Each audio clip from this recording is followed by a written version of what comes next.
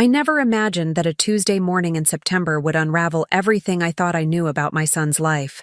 My name is Sally Hartley, and at 69 years old, I've learned that the most dangerous secrets are the ones hidden in plain sight. Don't forget to subscribe to the channel and comment where you're watching from. The call came at 7:30. Adam's voice was hollow, stripped of the confidence I'd always associated with my eldest son. "Mom, they let me go. Effective immediately."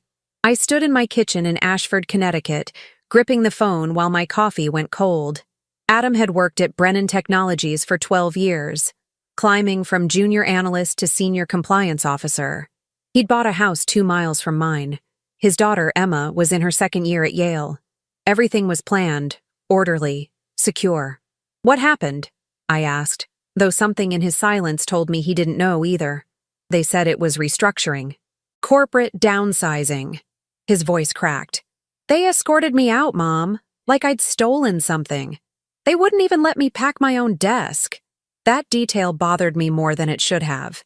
In my experience, 30 years as a paralegal before I retired, when a company rushes someone out the door, they're either terrified of what that person knows or eager to control the narrative before the truth emerges.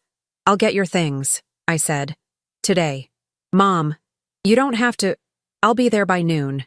After we hung up, I stood at my kitchen window, looking out at the maple trees beginning their autumn transformation. My late husband, Thomas, used to say I had a nose for trouble. "You smell smoke before the fire starts, Sally," he'd tease. He'd been gone 3 years now, but I could still hear his voice in moments like these. The drive to Brennan Technologies took 40 minutes. The building sat in one of those sterile office parks that had consumed the farmland outside Hartford. All glass and steel, designed to look important. I'd been here before, for Adam's Christmas parties and company picnics. I knew the layout, knew some of the faces. The lobby was cold, both in temperature and atmosphere. I approached the security desk, where a young woman with severe glasses looked up from her computer. "I'm here to collect my son's belongings, Adam Hartley. I know who he is." Her tone was clipped. "Wait here." She made a call, spoke in low tones, then pointed to a row of chairs near the elevators. "Someone will bring his things down." "I'd like to see his office," I said pleasantly, "to make sure nothing's forgotten." "That's not possible. The office has been reassigned." Reassigned. In less than 4 hours. I sat in one of the uncomfortable chairs and watched the flow of employees moving through the lobby. Everyone seemed to avoid eye contact, their faces carefully neutral. The atmosphere felt wrong, like the pressure drop before a storm. 10 minutes later, a security guard emerged from the elevators carrying a cardboard box. I recognized him immediately. Frank Delacroix, a bear of a man with kind eyes who'd always made a point of talking to the families at company events. He'd told me once about his daughter's soccer games, his wife's garden. "Mrs. Hartley." He set the box down gently. "I'm real sorry about Adam." "Thank you, Frank." I stood, glancing into the box. A few framed photos, a coffee mug Emma had made in middle school, some books. It looked pathetically small for 12 years of a career. Frank shifted his weight, glanced toward the security desk. The young woman was occupied with a delivery person. He leaned closer, his voice barely above a whisper. "Mrs. Hartley, I need to speak with you." "Not here." My pulse quickened. "Where?" "There's a diner 2 blocks south." "Millie's." "I take my lunch at 1:30.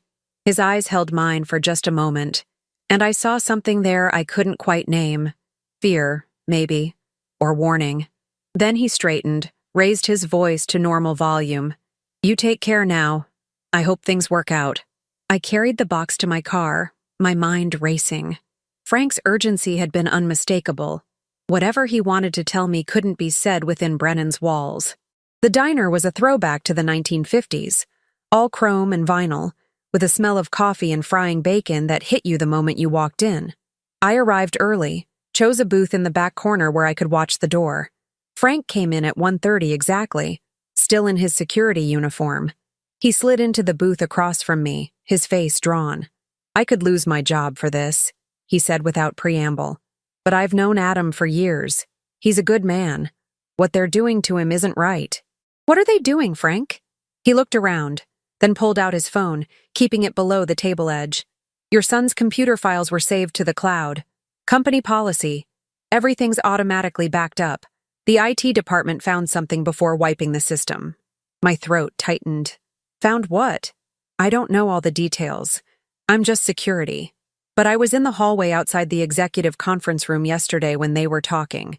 The door was cracked. He paused, choosing his words carefully. They mentioned offshore accounts, falsified reports. Someone said Adam's name and then someone else said, "We need him out before he can talk." The diner's noise faded to background static. They're framing him? I think he found something. Something big. Frank's voice dropped even lower. Mrs. Hartley, I've worked security for 20 years. I know what a genuine termination looks like. And I know what a setup looks like. This morning, 2 men I've never seen before came in. They went straight to Adam's office with the IT director. They were there for an hour, and when they left, they were carrying hard drives. Who were they? No IDs, no sign-in. That's not protocol. He met my eyes. This goes high up, real high. And if Adam found something on those accounts, something that could implicate executives, they'll make sure any evidence points to him instead. Frank nodded. His cloud files. Before IT wipes his access completely, if you could get to them, your son trusted you with his passwords, didn't he? I remember him talking about how you handled his accounts when he was in the hospital with pneumonia a few years back. I had indeed helped Adam during his illness, accessing his email and bank accounts to pay his bills. He'd never changed those passwords. We'd joked about his terrible security habits. The company's going to lock down his cloud access by end of business today, Frank continued. Maybe sooner. If there's anything there that proves what he found, any trail of his real work. He stood up. I've said too much already. I never saw you here. Frank. I touched his arm. Thank you. Adam's one of the good ones. Whatever he found, he was probably trying to do the right thing. People like that need protecting. He walked away quickly, leaving me alone with a cold cup of coffee and a racing heart. I drove home through streets that suddenly seemed unfamiliar, my mind assembling pieces of a puzzle I couldn't yet see. When I pulled into my driveway, Adam's car was already there. He was sitting on my porch steps, looking defeated. I kept some files, he said as I approached. On my personal drive at home, backup copies of reports I was auditing. Mom? I think I stumbled onto something, but I don't understand all of it. Financial irregularities, vendor accounts that don't quite add up. We need to look at your cloud storage, I said. Now, before they lock you out. His eyes widened. How did you? Someone who cares about the truth gave me a warning. I unlocked my door. Come inside. We have work to do. My small home office, where I used to prepare legal documents and manage the household accounts, suddenly felt like a war room. Adam logged into his company cloud account on my computer while I stood behind him, watching the screen. I've got maybe an hour before they revoke access, he muttered, clicking through folders. That's when I saw it. A folder labeled Vendor Audit Q2, with a modification date from yesterday morning, hours before Adam was fired. He opened it, and we both stared at the spreadsheet that appeared. Columns of numbers, company names, dates. But something was wrong with the figures.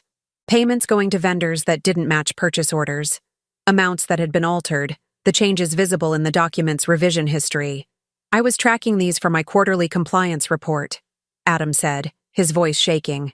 These payments, they're going to shell companies. I started digging into the corporate registrations, and they all lead back to... The screen went black. No. Adam frantically hit keys. No, no, no. A message appeared. Account access denied. Please contact IT administration. They'd locked him out. Adam slumped in his chair. That's it. Whatever else was in there, it's gone. But I was still staring at the dark screen, my mind working. You said you have backups at home, on your personal drive. Some. Not everything. Then that's where we start. I put my hand on his shoulder. Adam, if what Frank told me is true, they're not just firing you. They're setting you up to take the fall for whatever's in those accounts. His face went pale. Frank Delacroix? What did he say? I told him everything. The overheard conversation, the mysterious men with the hard drives, the urgency in Frank's voice. When I finished, Adam stood up and walked to the window. The shell companies I was tracking? They're registered in the Cayman Islands. The payments total over $40 million over 3 years. I couldn't figure out who authorized them. The approval signatures were digital, but when I checked the authentication logs, they didn't match the timestamps. Someone was covering their tracks, and not very well. That's what bothered me. It was almost like he turned to face me, like they wanted the trail to be found, but only after they'd set up the right person to blame. A chill ran down my spine. You. Mom, if they've already planted evidence on my work computer, if they've manipulated my cloud files, his voice broke. I could go to prison for this. I thought of Thomas, of the cases I'd worked on during my paralegal years. Corporate fraud, embezzlement, securities violations. I'd seen good people destroyed by false accusations, watched powerful men manipulate evidence and buy silence, but I'd also seen the truth come out. It always did, eventually, if someone was brave enough to dig for it. Then we make sure we find the real evidence first, I said firmly, before they can finish building their case against you. Adam looked at me, and for a moment I saw the little boy who'd once come to me with scraped knees and bruised feelings, trusting that I could fix anything. How? He whispered. I picked up my phone. First, we're going to your house to secure those backup files. Then we're going to figure out who really authorized those payments. And Adam? I met his eyes. We're going to assume that anyone connected to Brennan Technologies is potentially part of this, which means we trust no one except each other. As we drove to his house, my phone buzzed. A text from an unknown number. They're watching him. Be careful. F. Frank. I deleted the message and gripped the steering wheel tighter. In that moment, I realized that what had started as a simple trip to collect my son's belongings had become something far more dangerous. Someone at Brennan Technologies was running a massive fraud scheme. They'd been careful, methodical, patient. But Adam had found their mistake, and now they needed him silenced, discredited at minimum, imprisoned at best. What they didn't know was that Adam Hartley's mother had spent 3 decades learning how powerful men hid their crimes. And I was very, very good at finding what people didn't want found. Adam's house stood in one of those newer developments where every home looked vaguely identical. Colonial facades, 2-car garages, professionally landscaped yards that required no imagination. His wife, Rebecca, met us at the door with red-rimmed eyes and a tension in her shoulders that spoke of hours spent crying. The lawyer called, she said before we'd even stepped inside. Brennan's legal team. They're claiming Adam violated his employment contract by removing proprietary information. That's absurd, Adam said. I never took anything that wasn't part of my normal audit work. Rebecca's laugh was bitter. They're saying you were planning to sell trade secrets to competitors. They're threatening to sue for damages. I followed them into the house, noting the expensive furniture, the artwork that probably cost more than my first car. Adam and Rebecca had built a comfortable life, but comfort came with monthly payments. A protracted legal battle could destroy them financially. Where's your backup drive? I asked Adam. He led me to his home office, a neat space with built-in shelves and a desk positioned to overlook the backyard. He unlocked a drawer and pulled out an external hard drive. Everything I copied is here. About 6 months of audit files, vendor reports, payment authorizations. He plugged it into his computer and opened a folder. I leaned over his shoulder, scanning file names. Then I noticed something odd. The dates. Adam, these files. They've all been accessed today. This morning. His hands froze on the keyboard. That's impossible. This drive has been locked in my desk since Friday. Could Rebecca have... I was at yoga, Rebecca said from the doorway. All morning. I didn't get back until 11. The 3 of us stared at each other as the implications sank in. Someone was in our house, Rebecca whispered. Adam opened several files in rapid succession. At first glance, they looked normal. Spreadsheets, PDF reports, email chains. Then he pulled up one of the vendor audit files he'd been reviewing before his termination. This is wrong. His voice was tight. These numbers, they've been changed. I looked closer. Where Adam had highlighted suspicious payments and added comments questioning the vendor authenticity, the spreadsheet now showed different figures.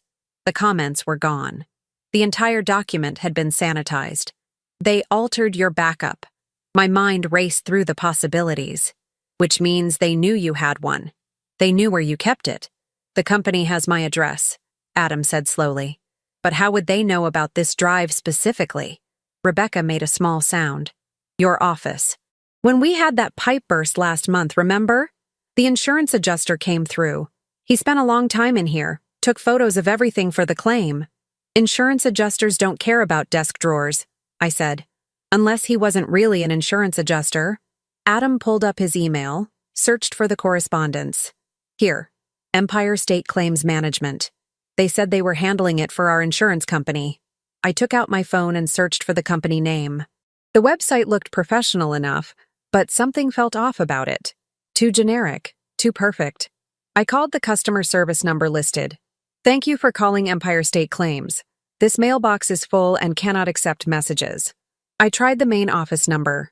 It rang endlessly. No voicemail, no answer. It's a shell, I said. The whole company. Someone created it just to get access to your house. Rebecca sank into a chair. This is insane. Why would anyone go to this much trouble? Because $40 million is worth the trouble, I said. And because they need Adam to look guilty when the authorities start investigating.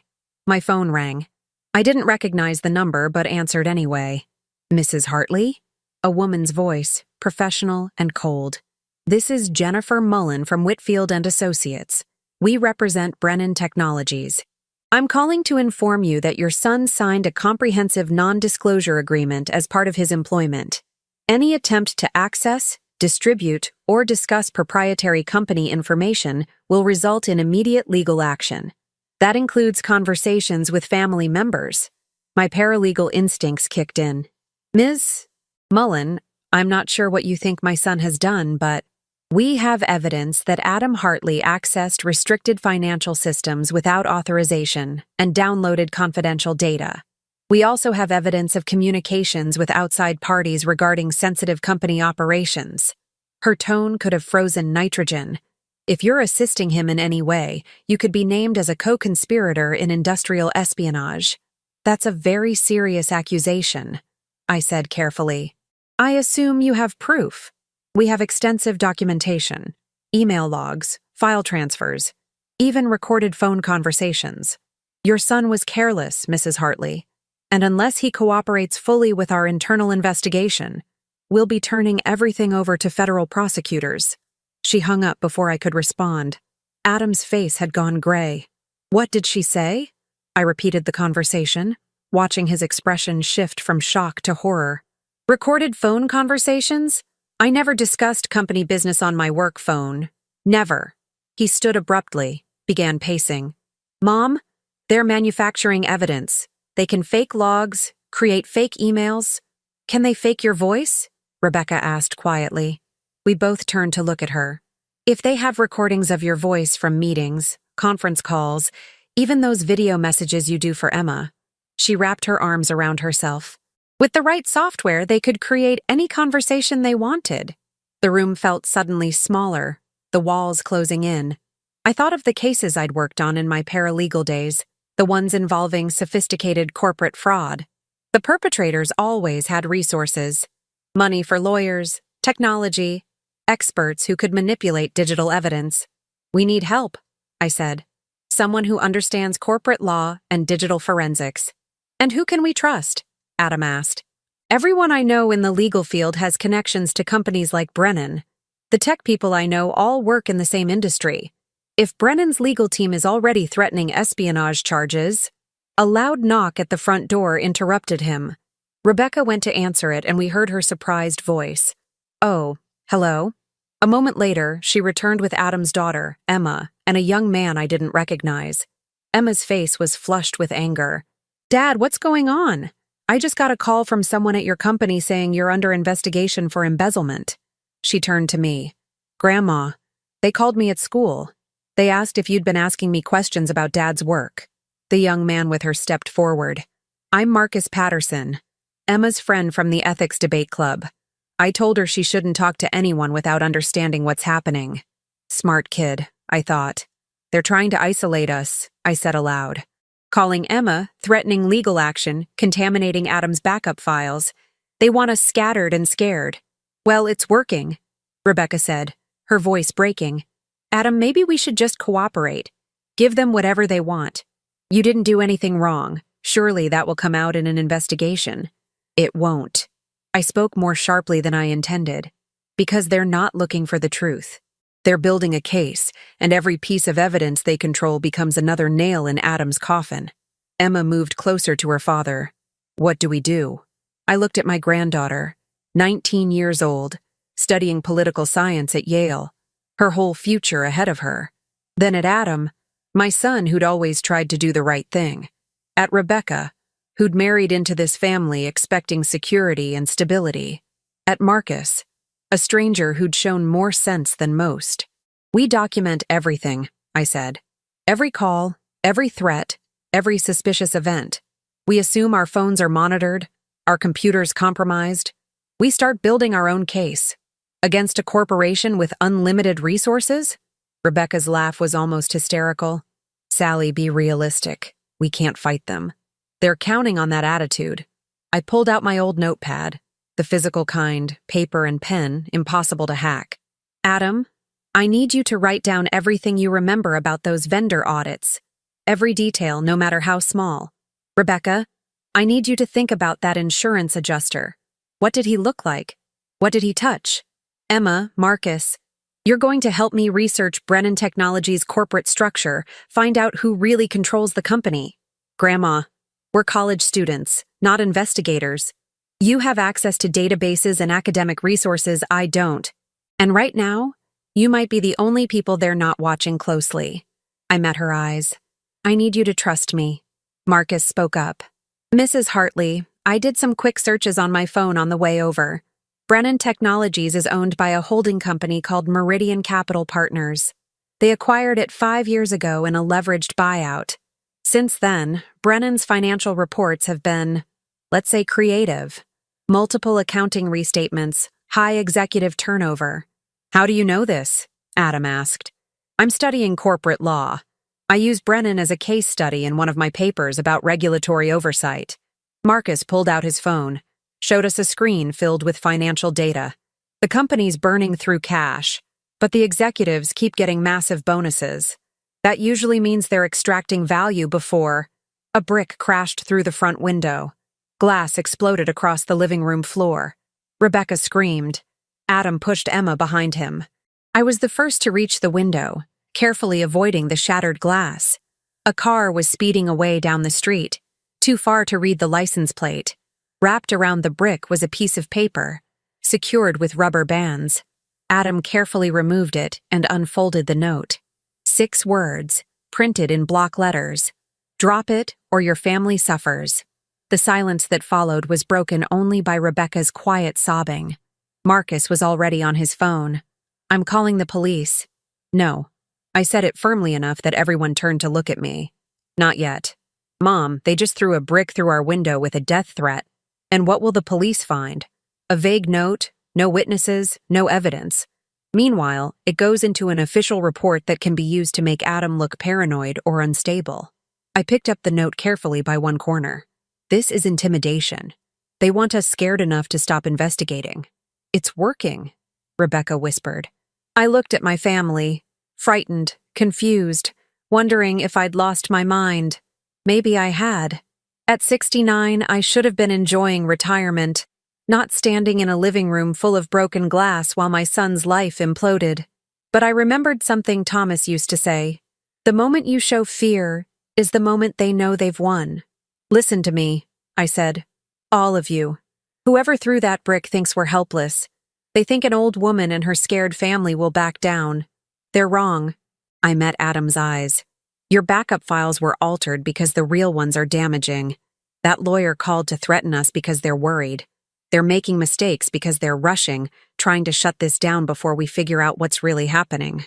Or they're warning us to stop before people get hurt, Rebecca said. Then we make sure people don't get hurt by being smarter than they are. I tucked the note into my purse. Adam, we're going to your office at home. Emma, Marcus, I need you two to start that research tonight. Rebecca? I softened my voice. I need you to trust me. I've been doing this kind of work since before you were born. She wiped her eyes, looked at the shattered window. What if they come back? Then we'll deal with it. But running won't help. Neither will cooperating. The only way out is through. As Adam and I headed to his office, I heard Emma ask her mother quietly, "Has Grandma always been like this?" Rebecca's answer was too soft to hear, but I smiled despite everything. Yes, I'd always been like this. Thomas had called it stubbornness. My father had called it the Sinclair spine, my maiden name, a family trait that had survived generations. In Adam's office, I watched my son pull out fresh notebooks and begin writing everything he could remember about the vendor audits. His hand shook slightly, but he kept writing. My phone buzzed. Another text from Frank's number. "They know you haven't stopped. Be ready." I deleted it and looked out at the darkening evening. Somewhere in Brennan Technologies' corporate structure, someone was very worried. They'd shown their hand too early, acted too aggressively, and that meant they were vulnerable. I just had to find the weak spot before they found ours. The call came at 2 in the morning. I was already awake, sitting at my kitchen table with decades-old case files spread before me, looking for patterns in corporate fraud cases I'd worked on. The phone's shrill ring cut through the silence like a blade. "Mrs. Hartley?" A man's voice, unfamiliar, strained. "This is Detective Raymond Caldwell, Connecticut State Police. I'm at Brennan Technologies. There's been a break-in." My hand tightened on the phone. "What does that have to do with me?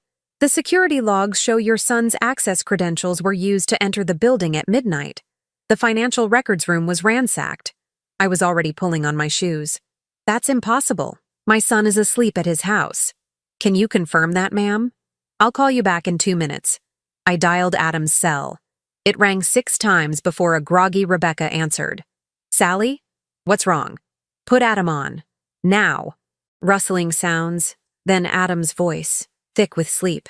"Mom, it's the middle of the night. Where are you?" "In bed. Where else would I be?" Confusion sharpened to alarm. What happened? I exhaled slowly. "Someone used your credentials to break into Brennan Technologies. The police are there now." Silence. Then, "I'm coming to your house." "No. Stay exactly where you are. Don't leave. Don't answer the door except for police. I'll handle this." I called Detective Caldwell back. "My son is at home, in bed, where he's been since 9 p.m. His wife confirms it. Mrs. Hartley, the access logs don't lie. Adam Hartley's security badge was scanned at the north entrance at 12:04 a.m. The surveillance cameras show someone matching his build entering the building." Show or showed? Past tense? A pause. "The digital footage has some corruption. IT is working on it." "How convenient." I grabbed my purse and keys. "I'm coming down there. Don't let anyone touch anything until I arrive." "Ma'am, this is a police investigation. And my son is being framed for a crime he didn't commit. I was a paralegal for 30 years, Detective. I know my rights and his. I'll be there in 20 minutes. I made it in 18, driving through empty streets with my mind racing. This was escalation, desperation. Whoever was behind the fraud at Brennan had moved from intimidation to active frame-up. That meant we were closer to something important than I'd realized. The Brennan Technologies parking lot was lit up with police vehicles, their lights painting the glass building in alternating red and blue. Detective Caldwell met me at the entrance, a lean man in his 50s with tired eyes and a skeptical expression. "Mrs. Hartley, your son needs to come in for questioning." "He will, with his attorney present. But first, I want to see what was supposedly taken." "I can't allow civilians into an active crime scene." "Then show me the security footage. The uncorrupted parts." Caldwell hesitated, then led me inside to the security office. Frank Delacroix was there, his face drawn and pale. He looked at me with something like relief mixed with terror. "Mrs. Hartley, I tried to call you—" "Mr. Delacroix, please don't speak to potential witnesses," Caldwell interrupted. Frank fell silent, but his eyes kept darting to a monitor showing a frozen image of a figure in dark clothing entering through a door. "This is from the north entrance camera," Caldwell said, pulling up the footage. 12:04 a.m., as I mentioned. I watched the grainy figure move through the frame. The person was wearing a hooded jacket and kept their face down, away from the camera angles. They walked with purposeful strides toward the interior of the building. That could be anyone, I said. You can't even see their face. The access logs show Adam Hartley's credentials were used. Credentials can be cloned. You know that, Detective. He pulled up another screen. The break-in occurred in the Financial Compliance Office. File cabinets were forced open, documents scattered. Whoever did this was looking for something specific. Adam's office? His former office, yes. I felt a chill run down my spine. What documents are missing? We're still cataloging, but preliminary reports suggest various audit files, vendor contracts, the very documents that would prove what Adam was investigating, I said quietly. How utterly predictable. Caldwell's expression hardened. Mrs. Hartley, I understand you want to protect your son, but the evidence is being manufactured by people who have unlimited access to this building's security systems. I turned to face him fully. Detective, has anyone from Brennan's management suggested that my son might be guilty? His pause told me everything. The head of security mentioned your son had made threats when he was terminated. Frank? I looked at the security guard. Did Adam threaten anyone? Frank opened his mouth, closed it, looked at Caldwell. Mr. Delacroix is not permitted to discuss. He's lying, Frank burst out. I'm sorry, but I can't do this anymore. Adam Hartley never threatened anyone. Mr. Pierce told me to include that in my report, said the company needed documentation of hostile behavior for legal purposes. Mr. Pierce? I asked. Kenneth Pierce, head of corporate security, Caldwell said, his expression shifting to something more thoughtful. Mr. Delacroix, are you saying you were asked to falsify a report? Frank's hands were shaking. I was told it was a formality, but after what I overheard yesterday, after the break-in tonight, he looked at me. Mrs. Hartley, I need to tell you something. The surveillance footage? It was already corrupted before the break-in happened. I noticed it during my rounds at 11:30. Certain cameras, specific angles, all showing static or frozen frames. Someone disabled them before whoever broke in ever arrived. That's a serious allegation, Caldwell said. It's the truth, and I can prove it. The security system logs every camera malfunction with timestamps. Check the records. The failures started at 11:22 p.m., more than 40 minutes before the break-in. I felt pieces clicking into place, which means someone with administrative access to the security system sabotaged the cameras, then used cloned credentials to enter the building, all to make it look like Adam broke in. Or, Caldwell said carefully, your son could have hacked the security system himself. My son is a compliance officer, not a computer hacker, but I'm betting Brennan Technologies employs people with exactly that skill set. I pulled out my phone. Detective, I'm calling my son's attorney. I suggest you check those security logs Frank mentioned, and I'd very much like to know who else was in this building tonight. Caldwell studied me for a long moment. You're not an easy woman to dismiss, are you, Mrs. Hartley? Not when my family is being framed, no. He made a decision. Frank, pull up those security system logs. I want timestamps for every camera failure. To me, call your lawyer. But, Mrs. Hartley, if your son is innocent, somebody went to a lot of trouble tonight to make him look guilty. That suggests there's something very valuable they're trying to hide. Or destroy, I said, looking at the scattered documents visible through the office window. Detective, what if this break-in wasn't about stealing documents? What if it was about making existing evidence disappear? At 3 a.m., I stood in Adam's former office with Detective Caldwell and Frank, watching a forensics team photograph the chaos. File cabinets hung open, papers littered the floor, desk drawers had been pulled out and emptied. But something felt wrong about the scene. The destruction was too thorough, too complete. In my experience, people searching for specific documents made targeted messes. This looked almost staged. Detective, I said slowly, has anyone checked whether the important files are actually missing or just scattered? Caldwell frowned. What do you mean? I crouched down, careful not to touch anything, and examined the papers on the floor. Vendor contracts, audit reports, compliance reviews, all from Adam's work. I recognized some of the company names from the files he'd shown me. These are all legitimate documents, standard audit materials. Nothing classified or particularly sensitive. I stood up. If someone broke in to steal evidence of fraud, why would they leave behind the very documents that might prove it? Maybe they didn't find what they were looking for, Frank suggested. Or maybe they weren't looking for anything at all. I turned to Caldwell. What if the entire point was to create a crime scene that implicates Adam?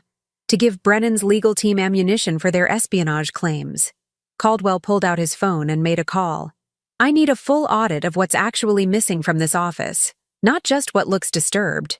He paused, listening. Yes, now? I don't care what time it is. That's when I noticed it. A small red light blinking in the corner of the ceiling. A camera, still functioning despite the supposed system failures. Frank, is that camera operational? He followed my gaze, and his face went pale. That's one of the executive monitoring cameras. They're on a separate system, independent from main security. Only upper management has access. And you didn't mention this before because? Because I didn't know it was here. These cameras aren't on my monitoring grid. They're classified as executive oversight. He pulled out his tablet, accessed a different system. Oh no. Oh no. What?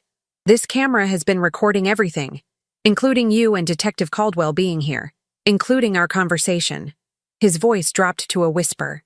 Mrs. Hartley, if someone in upper management is behind this, they now know that you're investigating, that Detective Caldwell is questioning the evidence, that I've testified about the security system manipulation.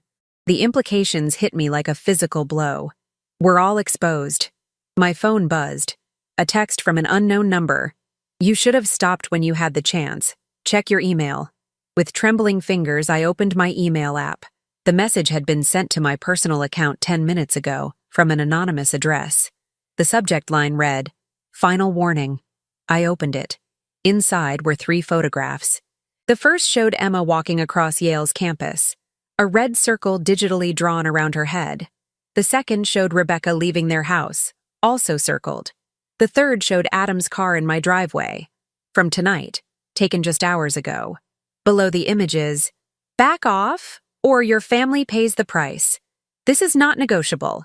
We know where they are at all times. I must have made a sound because Caldwell was immediately at my side. What is it? I showed him the email. His expression darkened. This is a direct threat. I need to assign protection. No. My voice surprised me with its steadiness. That's exactly what they want. To scatter us, isolate us, make us vulnerable and dependent on official channels they probably control. Mrs. Hartley, these people are dangerous. I know. Which is why we need to move faster, smarter. I looked at Frank. Those executive cameras. Who has access to their feeds? Only the Brennan Technologies board members and the head of corporate security, Kenneth Pierce, and the CEO, Martin Rhodes, and the CFO, Robert Garrison. Frank's eyes widened. Mrs. Hartley, if they've been watching this whole time, if they know what we're planning, then we change plans. I turned to Detective Caldwell. I need protection for my family, but not obvious police presence. Can you arrange that quietly? I can try. But Mrs. Hartley, you need to understand. If elements of Brennan's management are involved in criminal activity at this level, they have resources. Money, lawyers, probably connections to people in law enforcement. Are you one of those people? He met my eyes without flinching. No, ma'am, but I can't guarantee everyone in my department is clean. At least he was honest. Then here's what we do, I said. Officially, Adam cooperates fully with your investigation. He comes in for questioning with his lawyer, acts appropriately concerned but innocent. We make them think we're backing down. While actually doing what? Caldwell asked. Finding the one person in this whole mess who can prove what really happened. I looked at the chaos of the office, the hidden camera still blinking its red warning. Someone authorized those fraudulent payments. Someone created those shell companies. And someone is scared enough to frame Adam, threaten my family, and stage a break-in. You're going to find them? I'm going to make them come to me. I pulled out my phone and began typing. By letting them think they've won. Frank touched my arm. Mrs. Hartley, if you antagonize them further, then they'll make mistakes. Desperate people always do. I hit send on the email I'd composed. A message to Jennifer Mullen, the lawyer who'd threatened us. In it, I offered Adam's full cooperation, suggested a meeting to discuss resolution, implied we understood we were in over our heads. It was complete surrender, politely phrased and utterly false. "What now?" Caldwell asked. "Now we wait for them to take the bait." I headed for the exit but paused at the doorway. "Detective, when you review that security footage, pay attention to timing. Whoever broke in knew exactly when the cameras would be down, exactly where to go, exactly what to disturb. That kind of precision requires inside knowledge. You're saying it was an inside job. I'm saying it was a performance. And performances have directors." As I drove home through the pre-dawn darkness, my phone rang. Adam. "Mom, the police want me to come in at 9 a.m. "Good. Go willingly, be cooperative, tell the truth. They can't prove you were at Brennan because you weren't. But Mom, someone used my credentials, which means someone had access to them. Your badge was in that box I collected from your office, wasn't it?" Silence. Then, "Yes, in the front pocket. And who handled that box before I picked it up? Frank. And whoever packed it." His breathing quickened. "They could have copied my badge, cloned the chip." "Exactly. So when you talk to the police, make sure they know your badge never left your possession after you turned it in, except for the brief time it was in that box at Brennan. They'll think I'm making excuses. They'll think you're smart enough to notice security holes. There's a difference." I pulled into my driveway. "Adam, I need you to trust me. Can you do that? You're my mother. Of course I trust you. Then trust me when I say that whoever is behind this just made their first real mistake. They showed us how scared they are. And scared people make errors." After we hung up, I sat in my car, watching the sunrise paint my quiet street in shades of gold and pink. Somewhere in Connecticut, people were waking up to normal lives. Coffee, breakfast, the familiar routines of safety. My family didn't have that luxury anymore. We were in a war now, one fought with documents and digital evidence, with threats and legal maneuvering. But wars could be won by the smaller force if they were clever enough. And I hadn't survived 69 years, 30 of them in the legal trenches, without learning how to fight. The meeting with Jennifer Mullen took place 3 days later in a glass-walled conference room at Whitfield & Associates, a law firm that occupied the top 3 floors of a Hartford high-rise. Everything about the space was designed to intimidate. The sweeping views, the leather chairs, the subtle scent of expensive cologne and ambition. I sat beside Adam and his attorney, Michael Torres, a criminal defense lawyer I'd worked with years ago. Michael was in his 50s now, gray at the temples but sharp as ever. Across from us sat Jennifer Mullen and 2 men I didn't recognize. Morrison smiled without warmth. "Thank you for coming, Mrs. Hartley. I wasn't expecting you to join us. My son asked me to be here for support," I said pleasantly. "I hope that's not a problem." "Not at all." She gestured to the men beside her. "This is Kenneth Pierce, head of corporate security at Brennan Technologies, and Robert Garrison, their chief financial officer." Pierce was exactly what I'd expected. Military bearing, cold eyes, the kind of man who followed orders without questioning them. Garrison was softer, nervous, his fingers drumming against the table. "Let's get to the point," Mullen said. "Mr. Hartley, your unauthorized access to Brennan's systems has caused significant damage. The break-in 2 nights ago resulted in the theft of proprietary documents valued at over $10 million. My client was home asleep during the alleged break-in," Michael said smoothly. "His wife confirms his presence. We have phone records, home security footage." "Security credentials don't lie," Pierce interrupted. "Adam Hartley's badge accessed the building. His login credentials were used on secure systems. Credentials that were in your possession after his termination," I pointed out. "Tell me, Mr. Pierce, how difficult would it be to clone a security badge?" Pierce's jaw tightened. "Are you suggesting—" "I'm suggesting that someone with access to your security systems could easily create the appearance of my son's involvement." I met his gaze steadily. Someone who might have a reason to discredit him before he could report what he'd found. Morrison's smile vanished.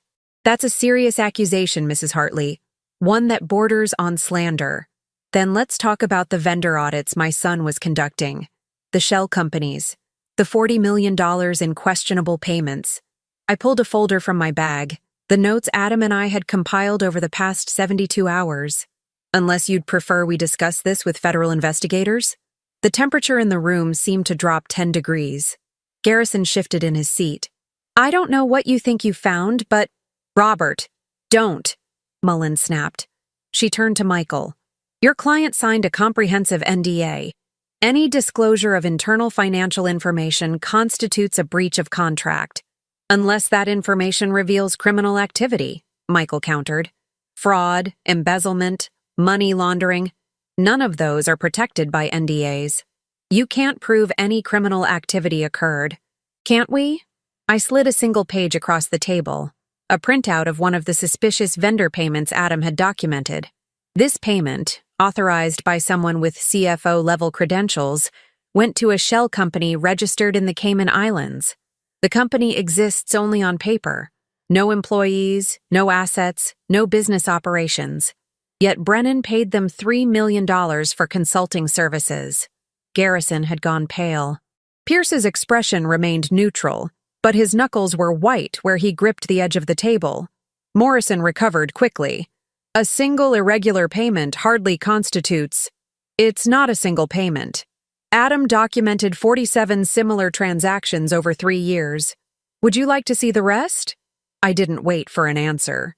Of course, Adam's files were mysteriously altered after someone broke into his home. And then his backup files at Brennan were conveniently scattered during a break-in he couldn't possibly have committed. It's almost as if someone desperately wanted to destroy evidence. This is absurd, Pierce said. You're constructing a conspiracy theory, based on facts. I leaned forward. Here's what I think happened.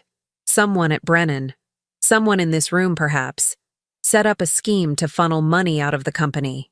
It worked for years because you controlled the approval process and buried the payments in legitimate vendor accounts. But then Adam started asking questions. So you panicked. You terminated him, tried to intimidate him, altered evidence, and finally staged a break-in to complete the frame job. The silence that followed was electric. Mullen stood abruptly. This meeting is over. Mr. Hartley, you and your family have 24 hours to return all proprietary materials in your possession. If you fail to comply, we will pursue criminal charges for industrial espionage, corporate theft, and computer fraud. The evidence against you is substantial. What evidence? Michael asked. Cloned security badges? Manipulated computer logs? Testimony from employees who were coerced into making false statements. Careful, counselor, Mullen warned. You're making accusations you can't support. Actually, I said quietly, we can support them. Frank Delacroix is prepared to testify about the security system manipulation. Detective Caldwell has documented the timeline inconsistencies, and we have copies of the original audit files, the ones that weren't altered. It was a bluff. Adam's backup files had been compromised, and we had no way to prove what the originals contained. But I'd learned long ago that sometimes a well-timed lie could force the truth into the open. Garrison cracked. This is insane. Jennifer, we need to… Shut up, Robert. Pierce's voice was ice. He turned to me, and for the first time I saw genuine menace in his expression. Mrs. Hartley, you're playing a very dangerous game. Your son is facing federal prison time. Your granddaughter could be implicated as an accessory if she's helped you with this little investigation. And you… He smiled without humor. You could be charged with obstruction of justice, witness tampering, conspiracy. At your age, even a short prison sentence would be devastating. Is that a threat, Mr. Pierce? It's a reality check. You have no idea who you're dealing with. Don't I? I stood, gathering my papers. I think I know exactly who I'm dealing with. I've spent 30 years watching men like you manipulate the system, destroy evidence, and ruin innocent people to protect yourselves. The only difference is that you've gotten sloppy. You moved too fast, threatened too openly, left too many trails. You have no trails, Mullen said. No evidence that would hold up in court. Just speculation and conspiracy theories from a desperate family. Then why are you so worried? I moved toward the door, Michael and Adam following. If we're just a desperate family with no evidence, why did you call this meeting? Why send threatening emails with photos of my family? Why stage an elaborate break-in? I paused at the doorway, turned back. I'll tell you why. Because Adam found something. Something so damaging that you needed him silenced immediately. And now you're terrified that he made copies, told someone, left breadcrumbs you can't find. Get out, Pierce said. Gladly. But Mr. Pierce? The next time we meet, it will be in a federal courtroom. And I promise you, I'll make sure every questionable payment, every manipulated file, every threat against my family is entered into evidence. We left before they could respond. In the elevator, Michael let out a long breath. Sally, that was incredibly risky. You just declared war on people with unlimited resources. They declared war first when they framed my son. I watched the floor numbers descend. Did you see Garrison's face when I mentioned the shell companies? He looked ready to confess everything, Adam said.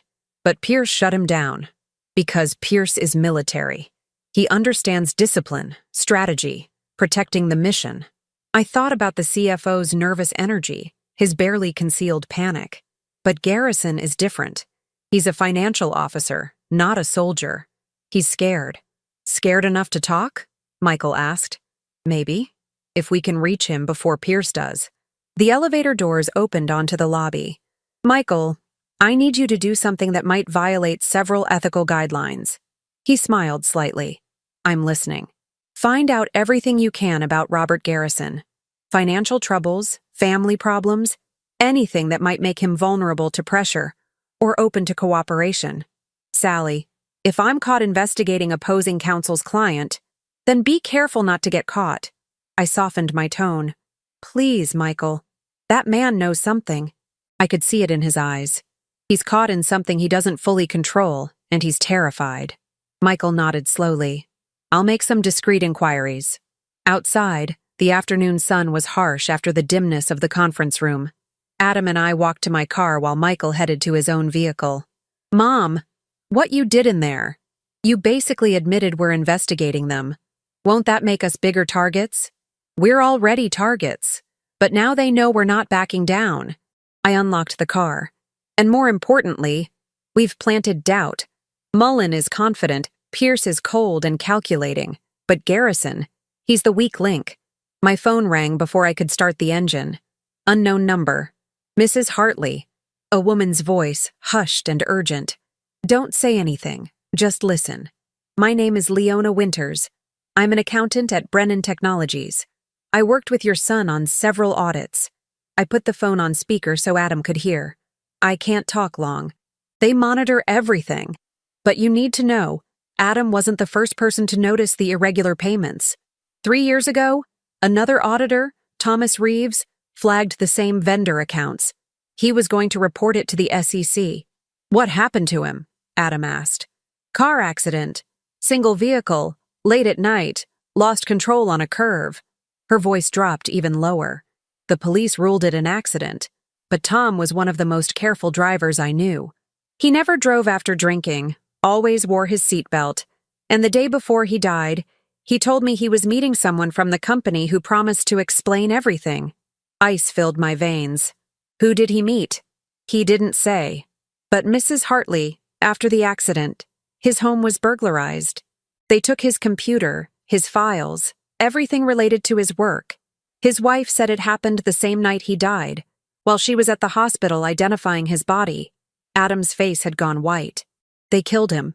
I don't know. I can't prove anything. But I saved copies of his audit notes before they disappeared from the company system. I've kept them hidden for 3 years, too scared to do anything with them. But when I heard what they were doing to Adam, she paused. You're right about the shell companies. Tom traced them back to a single entity, a trust controlled by Martin Rhodes. The CEO? I asked. Not just the CEO. He's also the majority owner of Meridian Capital Partners, the company that acquired Brennan 5 years ago. He's been systematically draining assets through fake vendors, preparing to bankrupt the company while extracting maximum value for himself. That's securities fraud, Adam said. Breach of fiduciary duty. He could get 20 years, if anyone could prove it. But Tom couldn't, and your files were altered. And I'm just an accountant who could lose everything if I come forward. Her voice cracked. I'm so sorry. I should have done something 3 years ago. Maybe Tom would still be alive. Leona, I said gently. Can you get us those files? Tom's original audit notes?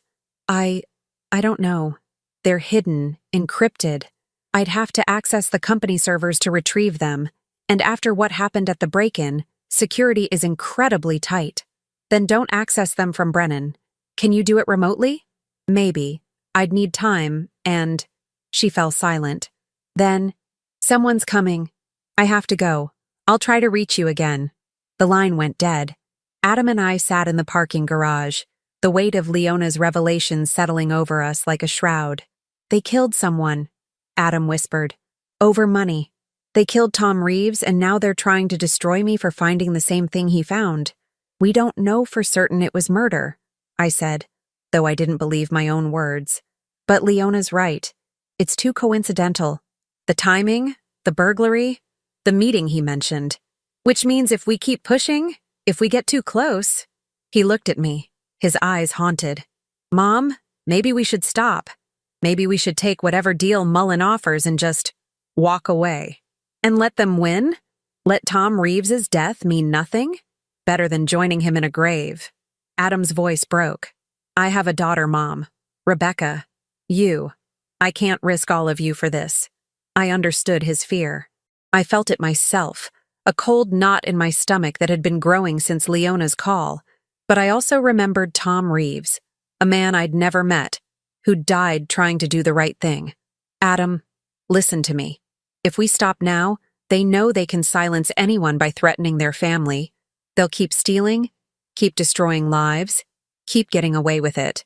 And the next person who discovers their fraud, they'll end up like Tom Reeves or like you, destroyed, discredited, or dead. So we sacrifice ourselves to stop them? No. We're smarter than they are. We find Leona's files, we build an airtight case, and we make sure that when we expose them, it's with evidence they can't destroy and witnesses they can't silence. How? By doing what they don't expect. I started the car. They think we're isolated, desperate, reactive. So we stop reacting and start planning. As I drove out of the garage, my phone buzzed. A text from Emma. Grandma, someone was asking questions about you at the university library. Wanted to know what research I was doing, who I was working with. Should I be worried? I showed the message to Adam. They're watching her, he said. Just like they threatened? Then we use that. I pulled over and called Emma. Sweetheart, I need you to do something for me. It might sound strange, but trust me. What is it? I need you to be very visible doing completely innocent research. Use the library computers, check out books on corporate law, make it obvious you're looking into Brennan Technologies, but don't find anything useful. I want them watching you waste time on dead ends. I don't understand. You're a decoy. While they're watching you, Michael and I will be doing the real investigating. Can you handle that? A pause. Then, actually, that sounds kind of exciting. Like I'm a spy. Despite everything, I smiled. Just be careful. And Emma? If anyone approaches you directly, don't talk to them. Call me immediately. After we hung up, Adam looked at me with something like awe. You're using my daughter as bait? I'm using their paranoia against them. They're so focused on controlling the narrative that they're spreading their resources thin, watching everyone, everywhere. That creates gaps. I merged back into traffic. And gaps create opportunities. My phone rang again. This time I recognized the number, Detective Caldwell. Mrs. Hartley, we have a problem. Kenneth Pierce just filed a formal complaint alleging that you've been harassing Brennan Technologies employees. He's claiming you've made threats, attempted to coerce witnesses, and interfered with their internal investigation. That's absurd. I know. But there's more. Frank Delacroix was attacked tonight. Someone broke into his apartment and beat him severely. He's in the hospital now, and he's refusing to talk to anyone. The world seemed to tilt. Is he going to be okay? Physically, yes. Mentally, he's terrified. Whatever he was going to tell us about the security system, he's not talking anymore. I closed my eyes, fighting back fury. Frank had helped us, and now he was paying the price. Detective, Pierce is cleaning house, silencing anyone who might testify against them. I know. Which is why I'm calling to warn you. You and your family need to be very, very careful. These people aren't playing games anymore. Neither am I. I opened my eyes. Detective, can you protect Leona Winters? She's an accountant at Brennan, and she contacted us with information about a previous auditor who died under suspicious circumstances. What's the name? Thomas Reeves. Car accident 3 years ago. It needs to be investigated as a possible homicide. A long pause. Mrs. Hartley, reopening a closed case requires substantial evidence, and if you're right about how far this conspiracy reaches, then a good man's death needs justice. Just like Frank Delacroix needs protection. Just like my son needs vindication. My voice hardened. How many more people have to be hurt before someone in authority takes this seriously? I'm taking it seriously, but I'm one detective in a department that might have compromised officers. I need you to trust the system. The system failed Tom Reeves. It failed Frank. It's failing my son right now. I pulled into my driveway. I appreciate your concern, detective. But the system isn't going to save us. We have to save ourselves. I hung up before he could respond. Adam followed me into my house, both of us moving in silence. In my kitchen, I poured 2 glasses of water and handed him one. Mom, they attacked Frank. They might have killed Tom Reeves. They're watching Emma, threatening Rebecca. His hands shook. How do we fight people willing to do that? I thought about my 69 years, about Thomas and the life we'd built. About the cases I'd worked where justice seemed impossible until suddenly it wasn't. We fight by being willing to risk everything for the truth, I said, and by understanding that they're not invincible. They're desperate, which makes them dangerous but also vulnerable. Every threat, every attack, every intimidation tactic leaves evidence. And eventually, they'll make a mistake we can exploit. What if they make that mistake by hurting one of us? I met my son's eyes. Then we make sure their mistake costs them everything. The call from Leona Winters came at dawn, 4 days after Frank's attack. I'd barely slept, spending the nights reviewing documents and watching the street for suspicious cars. When my phone rang, I answered before the second ring. I have the files. Her voice was tight with fear.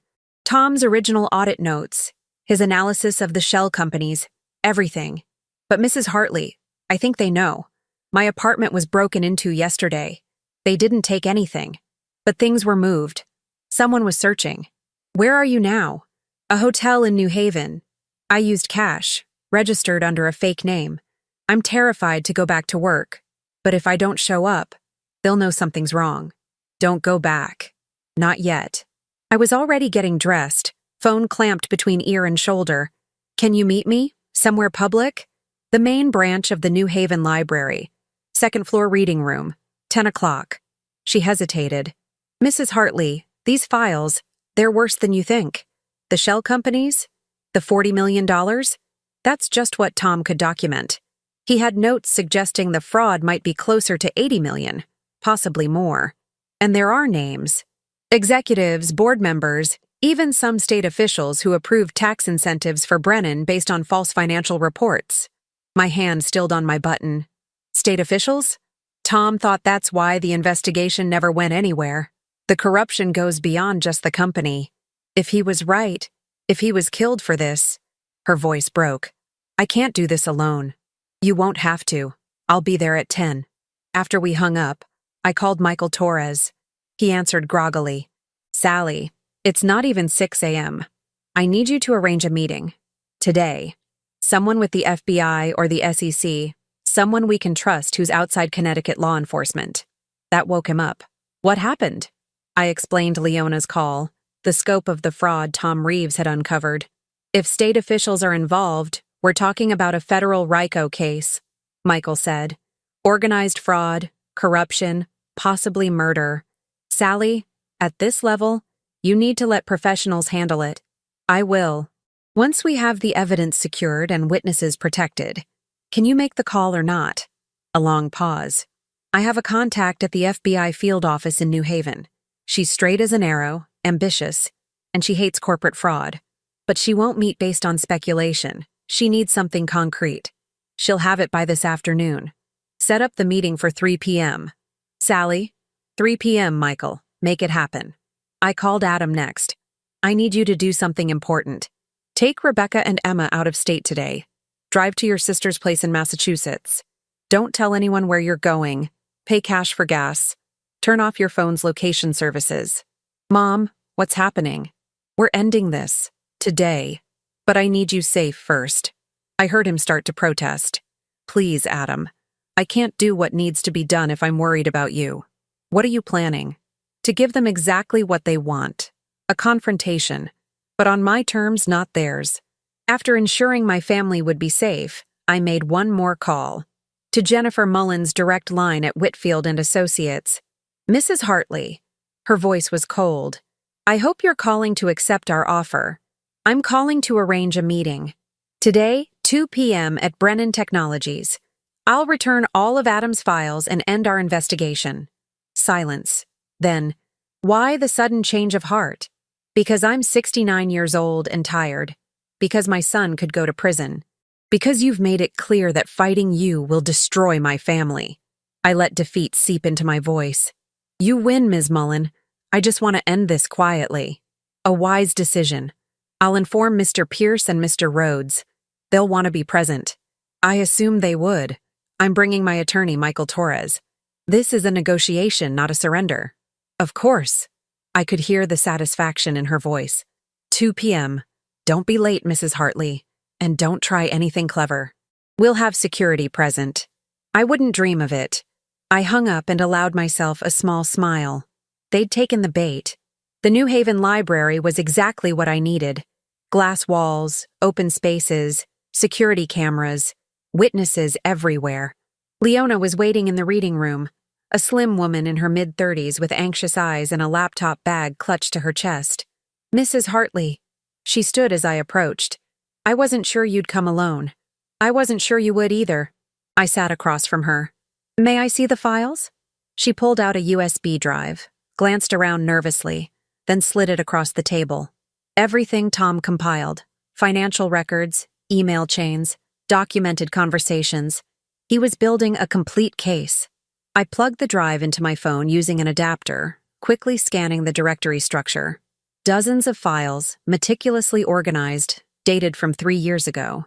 Tom Reeves had been thorough. There's something else, Leona whispered. A video file. Tom recorded a conversation with Martin Rhodes, the CEO. It was the day before he died. Rhodes doesn't know he's being recorded. I found the video file, saw it was 40 minutes long. Did you watch it? Part of it. It's damning. Rhodes admits to creating the shell companies, talks about how much money he's extracted, even jokes about the board being too stupid to notice. Her hands trembled. And at the end, he says something strange. He tells Tom that people who cause problems have a way of disappearing, and that accidents happen to those who don't understand how things work. That's a threat. Or a confession. 24 hours later, Tom was dead. I copied the entire contents of the drive to my phone's encrypted storage, then to a cloud backup account I'd created specifically for this purpose. Multiple copies, multiple locations, impossible to completely destroy. Leona, I need you to do something difficult. I need you to come to Brennan Technologies this afternoon. 2 p.m. Her face went white. I can't. If they see me with you, they won't. You'll arrive separately, as if you're just going to work. But I need you there, in the building, as a witness. I leaned forward. I'm meeting with Rhodes, Pierce, and their lawyers. I'm going to play Tom's recording. When Rhodes realizes we have evidence he can't destroy, he'll either confess or threaten us. Probably both. Either way, I need someone inside who can testify to what happened. They'll kill me. Not in a room full of lawyers with a federal investigation already underway. I held her gaze. Leona, I know you're scared, but Tom Reeves died trying to expose this fraud. Frank Delacroix was beaten for helping my son. How many more people get hurt before someone stands up? Tears spilled down her cheeks. I'm not brave like you. I'm not brave. I'm terrified. But I'm also 69 years old, and I've learned that courage isn't the absence of fear. It's doing what's right despite the fear. I touched her hand gently. Tom trusted you with this evidence. He knew you'd have the strength to use it when the time came. That time is now. She wiped her eyes, nodded slowly. What do you need me to do? I spent the next hour explaining the plan, making sure Leona understood her role. By the time we finished, she looked less terrified and more determined. "Mrs. Hartley, why are you doing this? You could have just given the files to the FBI, let them handle it. Because the FBI moves slowly, and Rhodes could destroy evidence or flee in that time. Because Frank is in a hospital bed, too scared to testify. Because my son's life has been torn apart." I stood, preparing to leave. "And because at 69, I've learned that sometimes the system needs a push to work properly. Today, I'm doing the pushing." At 1 p.m., I met Michael Torres outside Brennan Technologies. He looked at me with concern. "Sally, I spoke with my FBI contact.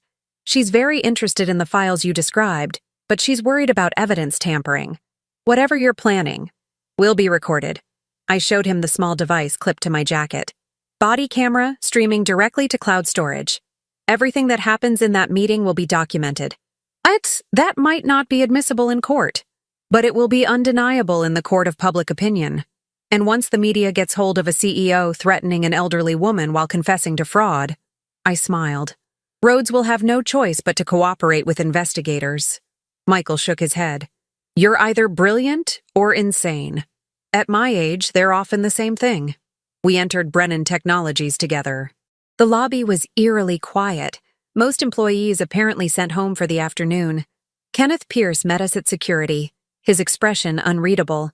"Mrs. Hartley, Mr. Torres, this way." He led us to a large conference room on the executive floor. Martin Rhodes sat at the head of the table, a man in his 60s with silver hair and the confident bearing of someone who'd never faced real consequences.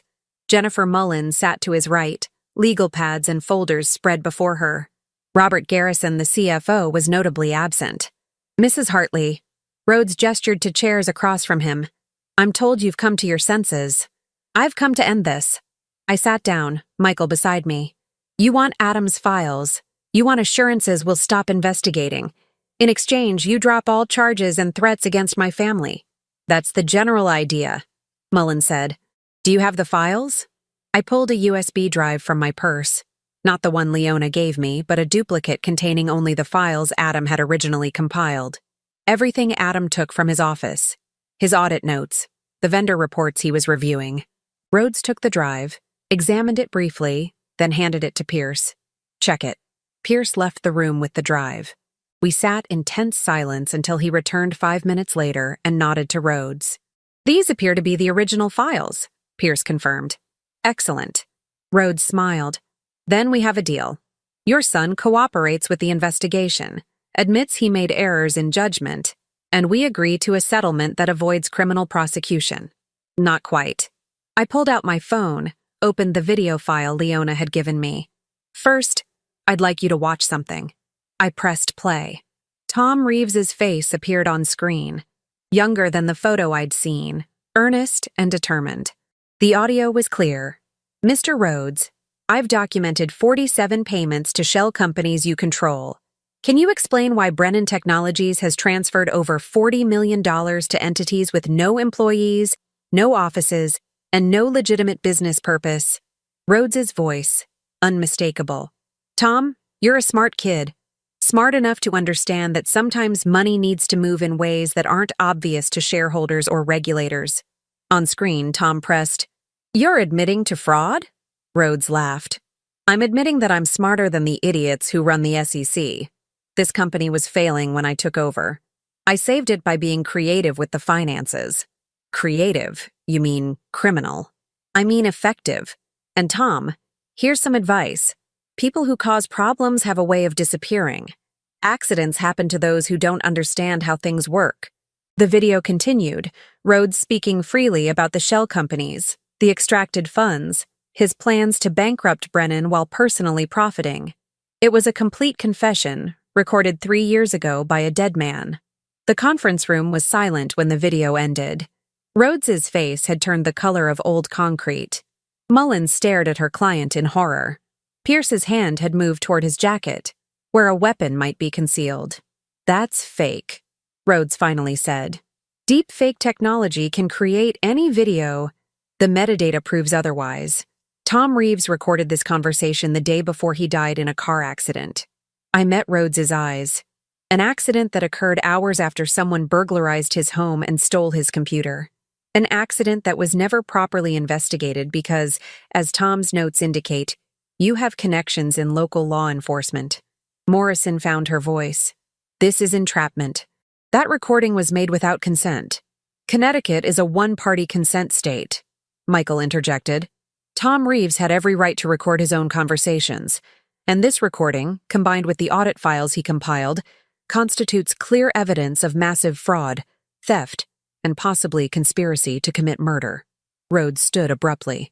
This meeting is over. Pierce, escort them out. Sit down, Martin. I didn't raise my voice, but something in my tone made him freeze.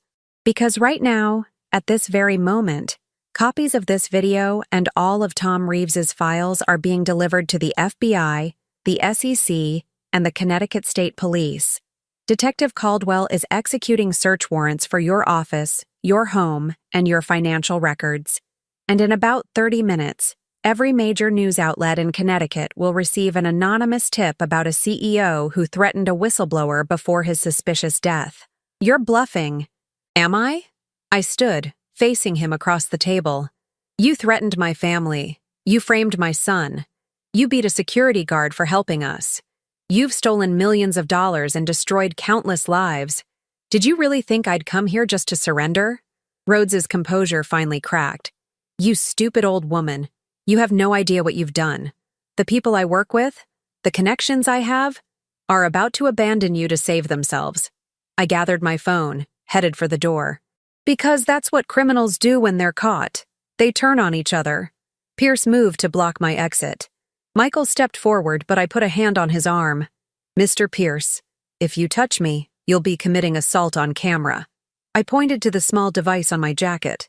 This entire conversation has been recorded and uploaded to secure servers. You can check your system. Detective Caldwell is already in the building with a warrant. Frank Delacroix is giving his statement.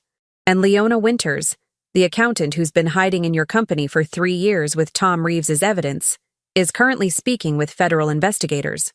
Pierce looked at Rhodes. Something passed between them. A realization that it was over.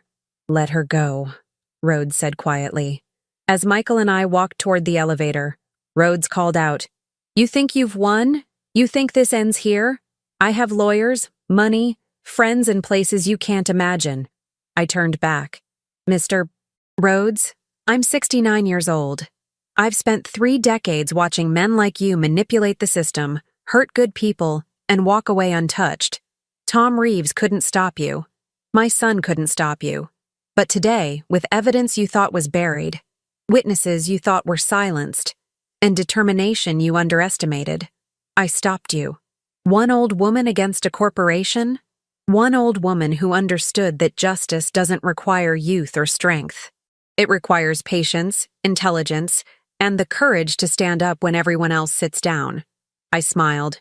You should have taken me seriously, Mr. Rhodes. That was your biggest mistake. The elevator doors opened. Michael and I stepped inside. The last thing I saw before the doors closed was Martin Rhodes's face. A powerful man watching his empire crumble, brought down by evidence from a dead whistleblower and an elderly woman who refused to be intimidated.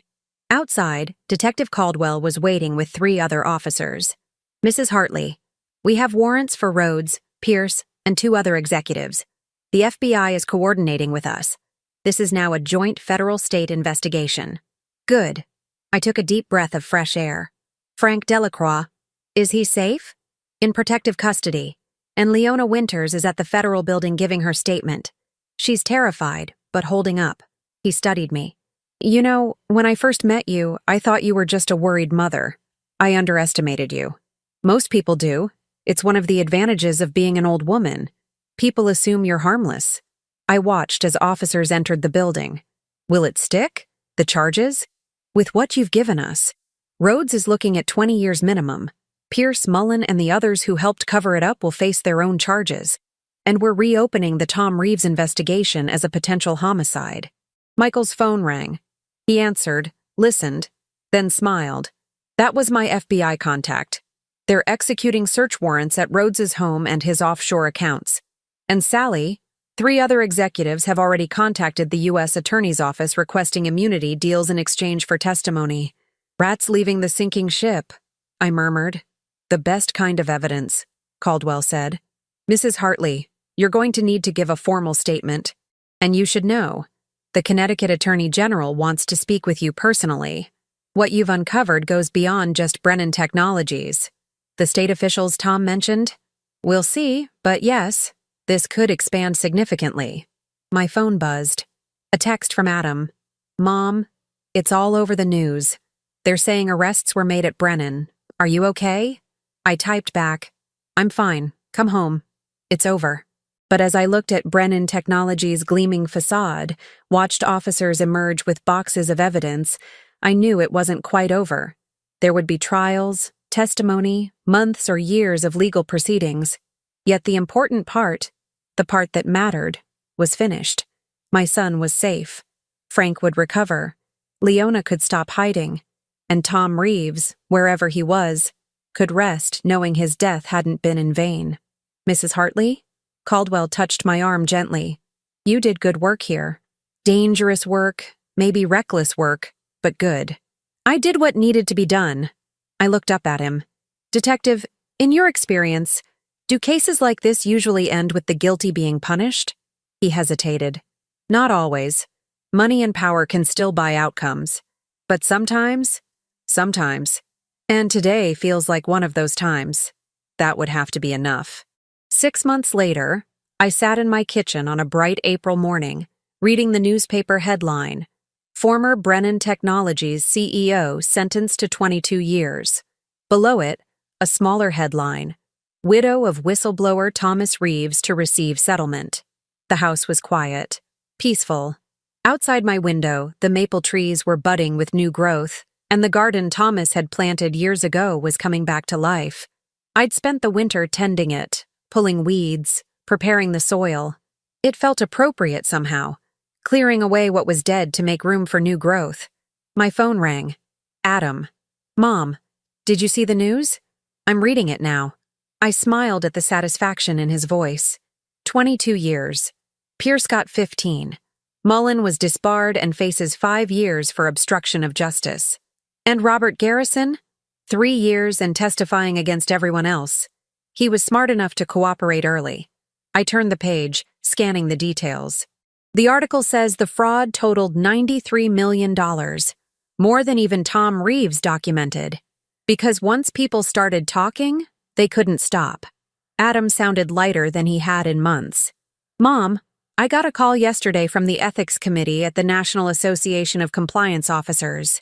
They want me to speak at their annual conference about corporate fraud detection. That's wonderful. It's terrifying. But Rebecca thinks I should do it. She says Tom Reeves and I, that we represent something important. That compliance officers need to know they can stand up to corruption without being destroyed. I heard the emotion in his voice, the understanding that he'd survived something Tom hadn't. You should do it. Tell Tom's story along with yours. Make sure people remember him. After we hung up, I poured another cup of coffee and returned to the newspaper.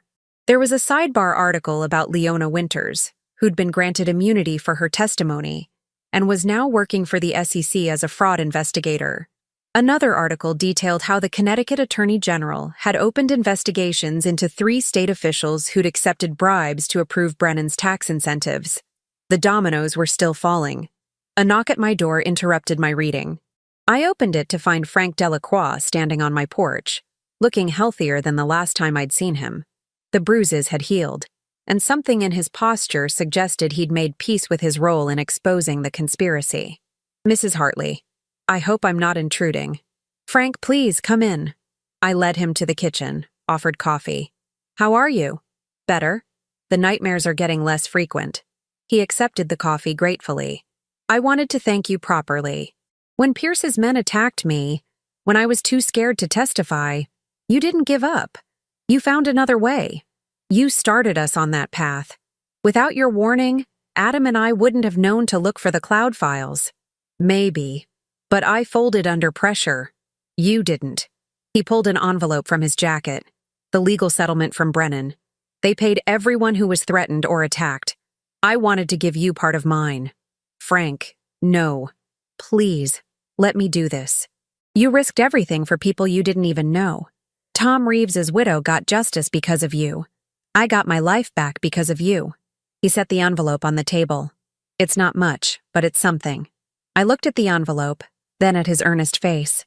Keep your settlement, Frank. Use it to start over. Maybe move somewhere you feel safe. But if you want to honor what happened, do what Adam's doing. Tell your story. Make sure other whistleblowers know they're not alone. He nodded slowly. The reporters keep calling. I've been avoiding them. Maybe stop avoiding them. The truth needs voices, especially voices of ordinary people who did extraordinary things. After Frank left, I sat alone with my thoughts and my coffee. The newspaper article mentioned that Brennan Technologies had filed for bankruptcy, its assets being liquidated to pay settlements to shareholders and employees who'd lost their investments and pensions. Another company destroyed by greed. But something good had emerged from the wreckage. The Connecticut legislature had passed new whistleblower protection laws, strengthened oversight of corporate auditing, and created a task force to investigate suspicious executive compensation schemes. Tom Reeves's death had sparked reforms that might prevent future tragedies. It wasn't enough. It could never be enough to balance the scales. But it was something. My phone buzzed. A text from Emma. Grandma, my professor asked me to write a case study about corporate fraud investigation for an independent research project. Can I interview you? I smiled and typed back. Of course. Come for dinner this weekend. Bring Marcus if he's available. Emma and Marcus had become inseparable over the past months. He'd helped her research Brennan's corporate structure during those terrifying early days. And somewhere in the chaos, they'd discovered they made a good team. Young love, perhaps, or maybe just two people who'd survived something difficult together and found strength in each other. Either way, it reminded me of Thomas and me, the way we'd faced challenges as partners. The doorbell rang again. This time, it was Michael Torres, carrying a briefcase and wearing a satisfied expression. Sally, I have news. Good news, I hope. The best. Adam's lawsuit against Brennan Technologies for wrongful termination and defamation was settled this morning. $7.3 million. I steadied myself against the doorframe. That's substantial. It's what you deserve, what Adam deserves. The company's insurance covered most of it, but Rhodes's personal assets will cover the rest. Poetic justice, considering he stole $93 million. Michael came inside, set his briefcase on the kitchen table. There's more. Tom Reeves's widow, Carol, also settled. $8.5 million. And she's established a foundation in Tom's name to support whistleblowers and their families. That's wonderful. She wants to meet you. She says Tom would have wanted to thank you personally for making sure his work mattered. Michael pulled out documents. Adam asked me to bring these over. Settlement papers, tax implications, investment recommendations. He wants your advice on how to handle it all. I looked at the papers, the staggering numbers that represented both justice and tragedy. Tell Adam to use it wisely. Put money aside for Emma's future. Make sure Rebecca feels secure. Maybe donate to causes that matter. But Michael, make sure he understands. This money doesn't erase what happened. It's compensation, not victory. He knows. I think you taught him that. Michael closed his briefcase. Sally, I have to ask, how did you know it would work? How did you know Rhodes would confess on camera that the evidence would hold up? That you wouldn't end up like Tom Reeves? I thought about that for a long moment. I didn't know. Not for certain. But I understood something about men like Rhodes. They're so convinced of their own superiority that they can't imagine being outsmarted by someone they consider beneath them. An old woman? A dead auditor? We weren't threats to him until suddenly we were. And if you'd been wrong, then I'd have failed.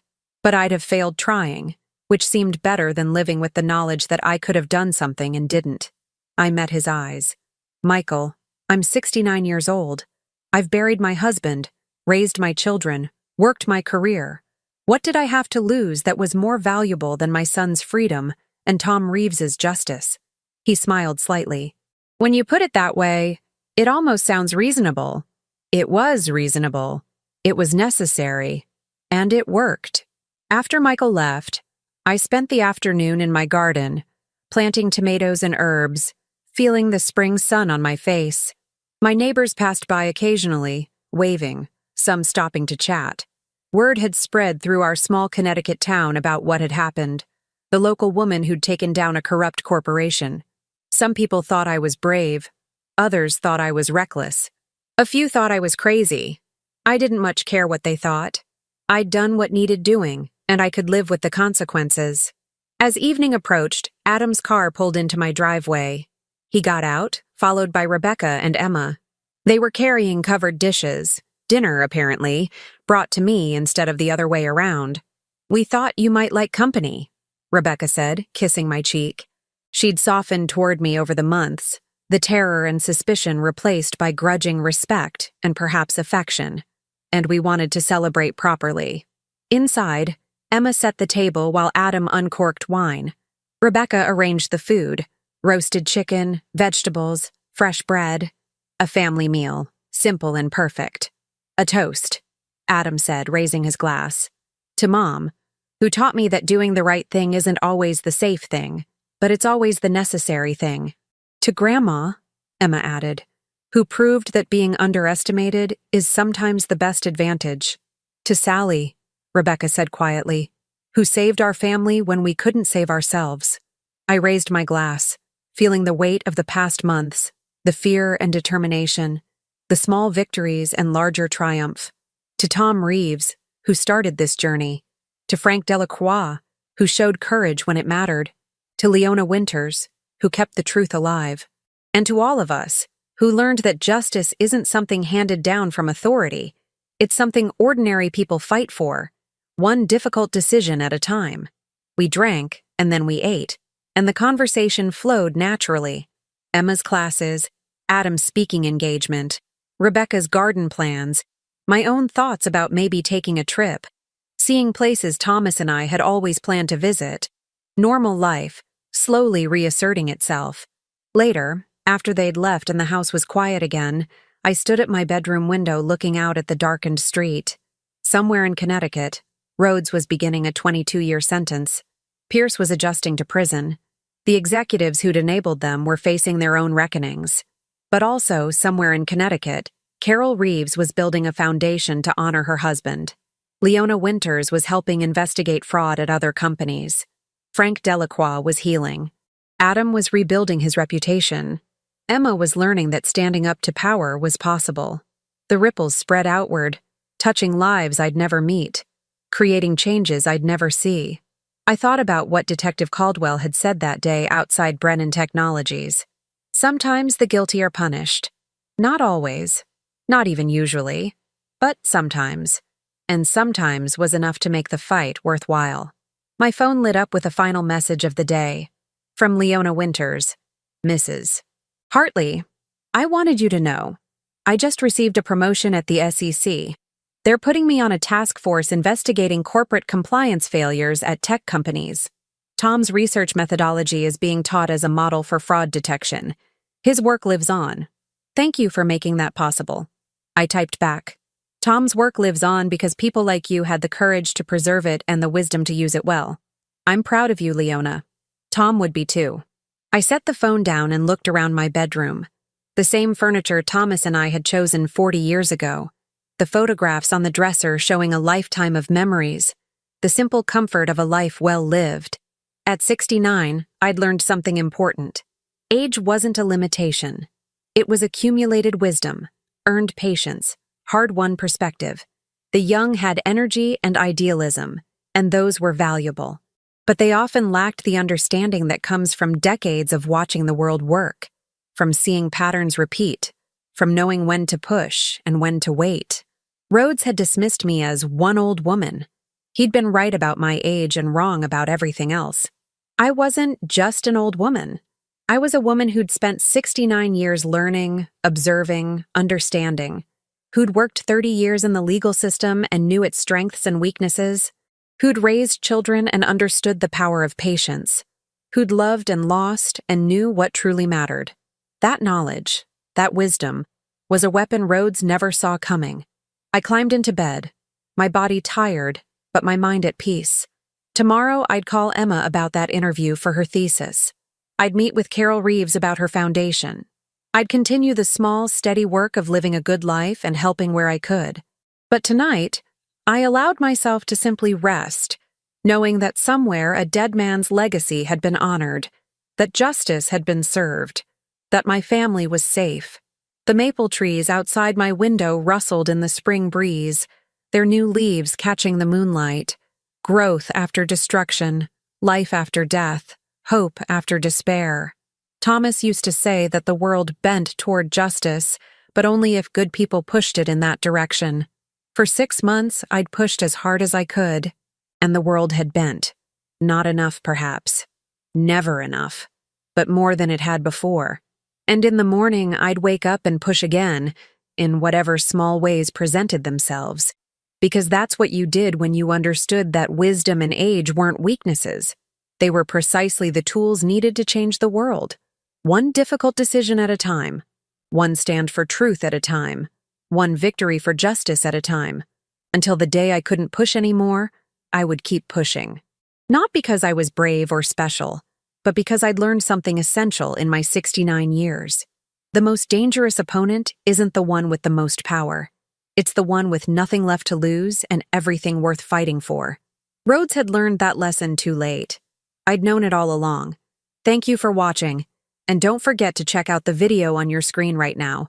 I'm sure it will surprise you.